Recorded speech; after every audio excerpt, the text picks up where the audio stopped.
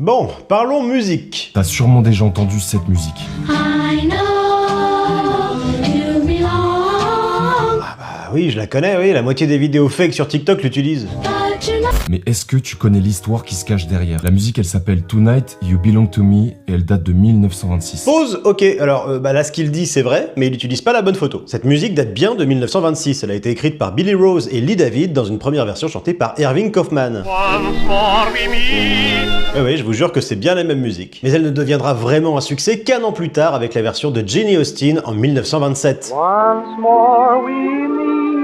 La version la plus connue, c'est celle chantée par les sœurs Patience et Prudence, des petites de 9 et 11 ans. Ouais, alors c'est l'inverse. Patience McIntyre, c'est l'aînée, 14 ans, et Prudence McIntyre, la cadette, 11 ans. Leur père, Mark McIntyre, était un musicien professionnel qui avait notamment accompagné Frank Sinatra, rien que ça, au piano au milieu des années 40. Autant vous dire qu'à ce moment-là, sur le CV, ça fait son effet. À l'été 1956, il emmena ses deux filles, alors âgées de 14 et 11 ans, donc, au studio Liberty Records à Los Angeles, fondé à peine un an plus tôt. Les sœurs McIntyre réalisèrent une maquette de Tonight You Belong to Me, qui séduira le studio, les signera et les enregistrera immédiatement pour un 45 tours. C'est les singles de l'époque qui sont plus petits que les célèbres 33 tours qui, eux, seraient plutôt les albums, et il n'y a qu'une seule musique par face. À peine un mois plus tard, dès septembre 1956, le disque se classe 4e du classement Billboard de l'un des magazines musicaux les plus influents du monde. Il se vendra à plus d'1 million d'exemplaires et est certifié disque d'or. Pendant plus de 2 ans, ce sera même le disque le plus vendu de Liberty Records.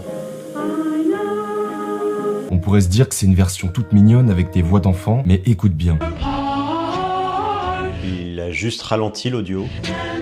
Si tu montes le son, au fond, tu peux entendre une troisième voix. Pas celle d'un enfant et pas une voix humaine. C'est comme un murmure qui répète « You belong to me ». Alors, bullshit, pas du tout, mais alors pour la petite histoire, en 1965, presque 10 ans après leur premier succès, Patience et Prudence enregistrent une seconde version de Tonight You Belong to Me. I know you belong. On les sent bien les années 60 là, hein. Quelques jours seulement après l'enregistrement, les deux sœurs, elles auraient été retrouvées mortes dans leur chambre sans qu'on en sache jamais la cause. Il y a d'un côté la réalité, et de l'autre, les grosses conneries.